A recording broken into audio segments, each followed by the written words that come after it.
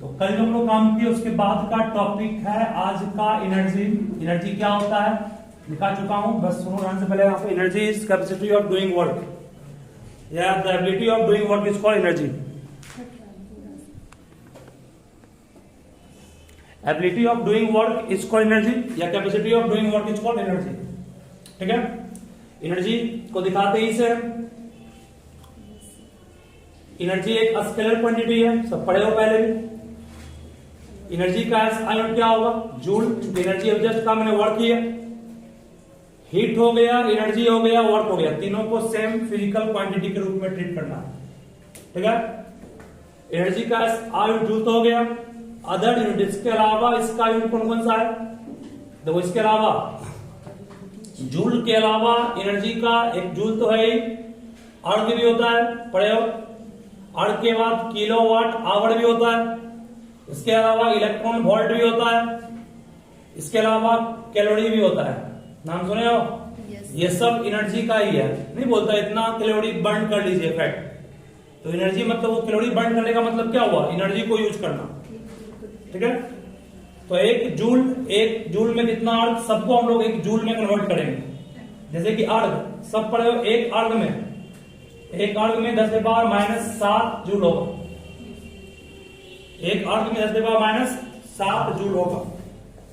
एक electron volt में, एक इलेक्ट्रॉन वोल्ट को एक इलेक्ट्रॉन इंटू एक वोल्ट कहेंगे इसको। एक इलेक्ट्रॉन में सब जानते हो 1.6 इंटू 10⁻⁻19 कूलम होता है। फिजिक्स में क्लास 10 में पढ़े हो, एक वोल्ट का डिफाइन 1 जूल बाय 1 कूलम। नहीं पढ़े हो? V equal W by Q होता है। V वोल्टेज 1 वोल्ट हो गया, W 1 जूल हो गया, चार्ज को 1 कूलम हो गया। तो 1 वोल्ट को 1 जूल बाय 1 कूलम कहें, कूलम कट गया। दैट मींस कितना आया आपके पास? 1.6 इंटू 10⁻⁻19 जूल। तो एक इलेक्ट्रॉन वोल्ट में कितना जूल? एक इलेक्ट्रॉन वोल्ट में 1.6 इंटू 10⁻⁻19 जूल। इस तरह से किलोवाट आवर, जो कि बिजली बिल आप देखते होंगे घर में कंज्यूम करते हो, वो भी एनर्जी का ही यूनिट है। कौन? kWh, जिसको शॉर्ट में हम लोग कहते हैं यूनिट। नहीं हम कहते 5 यूनिट बिजली उठ गया, इसका मतलब 5 किलोवाट आवर एनर्जी कंज्यूम हो गया। यानी कि वाट आवर में पावर एनर्जी ही है, 1 किलोवाट आवर की एनर्जी ही है। 1 किलोवाट आवर को 1 किलो इंटू कितना? 1 वाट इंटू 1 आवर कहेंगे। 1 किलो का मतलब कितना? 1000 होगा। किलो मतलब जानते हो क्या होता है? 1 वाट। पावर का फॉर्मूला पढ़े हो 10th क्लास में। पावर इक्वल टू क्या होता है? W/T। वर्क कितना हो गया? 1 जूल बाय टाइम कितना? 1 सेकेंड। 1 घंटा में सब जानते हो 3600 सेकेंड कट गया। इसका मतलब कितना आ गए? 3600 गुना 10 की पावर 3 जूल, जिसको तुम चाहो तो लिख सकते हो 3.6 इंटू 10 की पावर 6 जूल। इसको और शॉर्ट में कहें तो 3.6 इंटू मेगा जूल कहेंगे। 10 की पावर 6 का मान होता है मेगा। एक इलेक्ट्रॉन वोल्ट में कितना जूल बोल दिए, एक अर्ग में कितना जूल हो गया, 1 kWh में कितना जूल, ये भी हो गया। और इनके अलावा जो एक लास्ट बचा है कैलोरी। कैलोरी में तो क्या होता है? 1 कैलोरी, जो कि हम लोग फैट को जनरली इसमें मापते हैं, या फूड खाने से जो एनर्जी मिलती है उसके फूड कंटेंट्स में लिखा होता है। फूड बाजार से कोई आप खरीदते हैं पैकिंग किया हुआ फूड, तो उसमें लिखा होता है ना इसमें कैलोरी इतना % है या इतना जूल है। तो वही कैलोरी हुआ। इसमें फूड का जो एनर्जी मिलता है फूड से हम लोग को, उसको मापते हैं कैलोरी में। बिजली बिल को कैलकुलेट करते हैं किसमें? हम लोग किलोवाट आवर में। और मैकेनिकल जो वर्क हम लोग करते हैं उसको मापते हैं जूल में। और उसके अलावा इलेक्ट्रॉन वोल्ट जो होता है ये हम लोग जनरली यूज करते हैं फोटो इलेक्ट्रिक इफेक्ट में। 12th में फिजिक्स में पढ़ना है, चैप्टर है फोटो इलेक्ट्रिक इफेक्ट। लाइट का पार्टिकल नेचर के तहत लाइट के फोटो इलेक्ट्रिक इफेक्ट को डिस्कस किया गया है, जिसमें कहा गया है कि कोई मेटल के सरफेस पर अगर लाइट गिरता है, सनलाइट, तो उससे उसका इलेक्ट्रॉन बाहर निकलता है। और इलेक्ट्रॉन बाहर निकलने के कारण जो करंट होता है प्रोड्यूस्ड, एक्सलेट करने के बाद उस करंट को फोटो इलेक्ट्रिक करंट कहते हैं। और जिस ऊर्जा के साथ इलेक्ट्रॉन निकला या जिस ऊर्जा को लगाना पड़ा इलेक्ट्रॉन को निकालने के लिए लाइट के माध्यम से, उस एनर्जी को मापते हैं इलेक्ट्रॉन वोल्ट में। ठीक है, जो पढ़ना पर लाइट के चैप्टर में फोटो इलेक्ट्रिक इफेक्ट में। और ये आपका हो गया है, इसका जाने जाओ, ये इसी का सीएस यूनिट है, शॉर्ट यूनिट कर सकते हैं इसको। 1 कैलोरी में कितना होता है? 4.186 जूल। ठीक है, 1 कैलोरी में 4.186 जूल होगा। 1 वाट भी हो, 1 किलोवाट आवर भी हो गया। सब नोट कर लिया ना। देखिए फर्स्ट में इसको पहुंच के जब सब देखो, अभी हम लोग डिराइव करेंगे काइनेटिक एनर्जी का formula. That means we have to derive the formula of K by mathematical method first. Secondly we have to use calculus method. Calculus का यूज करके प्रूफ करेंगे। फिलहाल यूज कर रहे हैं जो हम लोग 9 में पढ़े थे वो सिंपल है। ध्यान रखना बस 2 मिनट प्रूफ हो गया। मतलब एक बड़ी है, इस बड़ी का मास m मान लो, बड़ी राउंड पर रखा हुआ है। बड़ी को हमने देखा भाई रुका हुआ बड़ी अभी है, मतलब बड़ी का यू कितना 0 राउंड। बड़ी को हम लगाया फोर्स F और लगातार फोर्स F लगाते लगाते इसके स्पीड को बढ़ाते मान लिया जाए वही बड़ी को हम लोग पहुंचा दिए 20 मीटर पर सेकंड से। दैट मींस फाइनली कितना हो गया इसका v हो गया। शुरुआत में u था, फोर्स लगाया तो बड़ी क्या किया, एक्सीलरेट किया, उसका एक्सीलरेशन a मान लो, और बड़ी यहां से यहां डिस्प्लेस किया s v रफ्तार को गेन करने के लिए। मतलब बड़ी का स्पीड 0 से v करने में जितना डिस्प्लेसमेंट करना पड़ा बड़ी का वो s है, जितना एक्सीलरेट प्रोड्यूस हुआ इसमें वो a है, जितना फोर्स लगाना पड़ा फोर्स f है। ठीक है, f is force, a is acceleration, s is displacement, u is initially body is at rest, and finally we have to increase its speed from 0 to v. ठीक है, and we have to find what k। Kinetic energy क्या है? Kinetic energy होगी इसके पास, इस body के पास ऊर्जा आ गई। ऊर्जा क्यों आई? चूंकि इसको एक्सीलरेट किया कौन? बाहरी एजेंट, मतलब उस एजेंट ने वर्क किया होगा, वो वर्क इसमें किस रूप में आ गया? एनर्जी के रूप में आ गया। नहीं हो गया? एक ट्रेन रुका हुआ है, उसका पास काइनेटिक एनर्जी 0 है, तो उसके इंजन के द्वारा उसको एक्सीलरेट करके उसका काइनेटिक एनर्जी बढ़ा दिया जाता है। दैट मींस वहां वर्क कौन किया? इंजन किया। और के किसके पास आया? ट्रक इसके पास आया, गाड़ी के पास आया। तो वही amount of K in the body is equal to amount of work done by force F.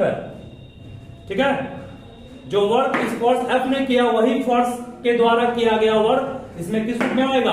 के के रूप में आएगा।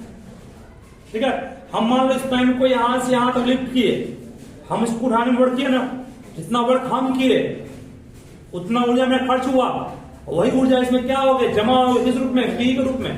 पी चूंकि एनर्जी कंजर्व डिस्टेंस, ठीक है, मास कंजर्व डिस्टेंस, तो इसलिए पर मास कंजर्व डिस्टेंस से केमिकल रिएक्शन को बैलेंस करना पड़ता है हम लोग को। वैसे यहां पर एनर्जी कंजर्व डिस्टेंस से एनर्जी इसमें वही रहेगा जितना वर्क हम किए, क्योंकि इतना हम वर्क किए उतना एनर्जी कंज्यूम किए हैं अपने फूड से, गाड़ी फ्यूल से। ठीक है, वर्क क्या हो गया? F S cos theta, no problem, क्योंकि फोर्स और डिस्प्लेसमेंट दोनों सेम दिशा में है ना। डिस्प्लेस बड़ी देर किया, फोर्स भी बढ़ाया, लगाया बड़ी का, तो कॉस कितना हो गया? 0।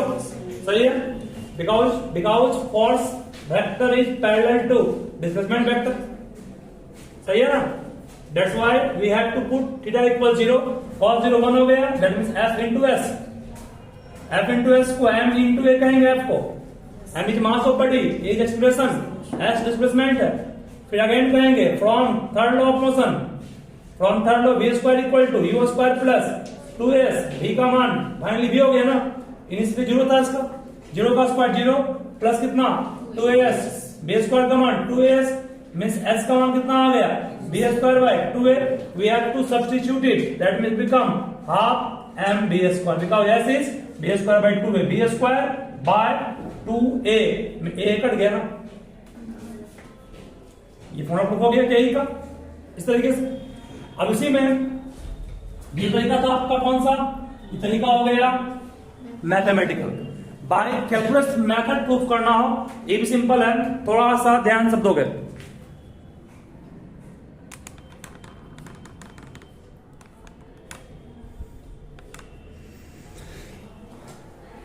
देखो कैलकुलस मेथड में क्या करना है? कैलकुलस मतलब हो गया इंटीग्रेशन यूज करना है, डिफरेंशिएशन यूज करना है। बहुत सिंपल है। मान लिया जाए हमने वर्क किया a small work dw. Let dw is the small work done by me on displacing a body by a force of F through a small displacement ds. सही है? वर्क छोटा होता है, वर्क छोटा होता है कब? जब डिस्प्लेसमेंट, मतलब डिस्प्लेसमेंट इतना बड़ा नहीं किए, बस छोटा सा डिस्प्लेसमेंट यहां कहीं तक किए, बड़ी को सिर्फ यहां तक ही डिस्प्लेस किए। बड़ी ये था, मान लो बड़ी को हमने क्या किया? डिस्प्लेस किया, बस स्मॉल डिस्प्लेसमेंट। ये what is this? This DS. But force तो लगाना पड़ेगा उतना ही, कम फोर्स में बड़ी मूव करवे नहीं करेगा, है कि नहीं? इसका मतलब फोर्स तो उतना लगाना पड़ेगा, डिस्प्लेसमेंट भले आपका कम होगा तो वर्क भी कम होगा, क्योंकि कम तो मूव करा दो ना। चलिए याद रखना, डब्ल्यू हो गया, डी डब्ल्यू इक्वल टू क्या होगा? डॉट हटेगा, कॉस आएगा, cos 0 means 1, that means F D S. सही है? बिल्कुल सही, सही है, बिल्कुल सही। निकालना है क्या हमको? के, निकालना क्या है? के। Therefore, अभी जस्ट का total kinetic energy is equal to the amount of work done by me in increasing the velocity of body from 0 to b. सही है? Total kinetic energy of body is equal to the total work done by us in increasing the velocity of body from 0 to b. That means we have to put k equal to integration of 0 to b, where dw is what? F ds. F ds. F is constant or not? F is constant. F can be expressed as what? M into a. M into a ds. तो दिक्कत नहीं है। अब यहां थोड़ा सा समस्या है। समस्या क्या है? तो याद करो, तुम लोग पढ़ाए हैं, क्या पढ़ाए हैं? M कांस्टेंट बाहर हो गया, तो प्रॉब्लम है क्या? डब्ल्यू को एफ ds कहेंगे, एफ को m इंटू ए नहीं कहेंगे। m कांस्टेंट बाहर निकल गया, 0 से b आपके पास रह गया, a है और ds है, काम नहीं बनेगा। a को कन्वर्ट करना पड़ेगा b के रूप में। बोलो ध्यान से, a को क्या कहेंगे? a को कहेंगे, याद करो, dv बाय dt कहेंगे, a को dv बाय dt कहेंगे, और ds को कहोगे सर v को लिखाए थे ds बाय dt, कहेंगे हमको लाना टर्म v का ना, सबको भगाना यहां से, a का टर्म कंसेप्ट यूज करोगे dv बाय dt, और ds का मान v into dt, dt dt Simaria गया। सही है? तो k इक्वल टू क्या आ गया? m इंटू v dv, क्या आ गया? v dv 0 to b। What is the integration of b? कहोगे सर b पावर 1 है, 1 प्लस 1 2 बाय 2 नहीं होगा, 2 बाय 2, 0 से v हो गया। अब तो आप कौन आएगा, बाहर निकल जाएगा, m बाहर है ये पहले से, अपर लिमिट पुट करेंगे v का स्क्वायर माइनस 0 का स्क्वायर कितना होगा? हो गया। दिक्कत नहीं है इसमें, ये हुआ कैलकुलस मेथड। अब इसी में थोड़ा सा ध्यान हो जाए, लास्ट के इन टर्म ऑफ मोमेंटम, के in term of momentum, momentum के टर्म में अगर के निकालना हो तो सब पढ़े हो, K equal to half M B square proof किए हैं। एम से गुना, एम से भाग करें, कोई आपत्ति? भाग करने का बस एक ही मकसद था कि ऊपर बन जाए एम भी का स्क्वायर और नीचे एम जो का क्यों रहे? अरे एम इंटू एम का स्क्वायर नहीं होगा, एम का स्क्वायर भी का स्क्वायर एम भी का स्क्वायर कहेंगे।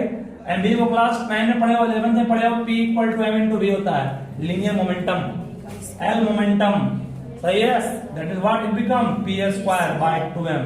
के का फॉर्मूला बाय कैलकुलेटर भी हो गया और आपका मैथमेटिकल से भी हो गया, और के का फॉर्मूला मोमेंटम के टर्म में पी स्क्वायर बाय 2m। यहाँ पर dv क्या हुआ देखो, ध्यान से याद करोगे, इंटीग्रेशन करना था हमको अगर x dx का, dx से मतलब नहीं बल्कि x से मतलब रखते थे, और x का इंटीग्रेशन x1 + 1 2/2 करते थे। ठीक है, समझ गया ना? चलो